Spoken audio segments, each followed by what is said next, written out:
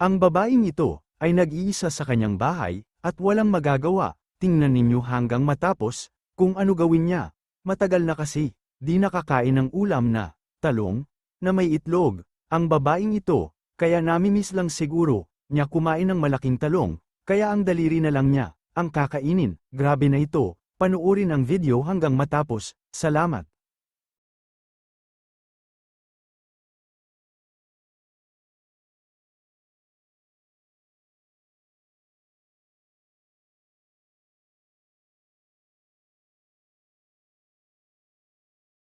Ang babaeng ito ay nag-iisa sa kanyang bahay at walang magagawa. Tingnan ninyo hanggang matapos kung ano gawin niya.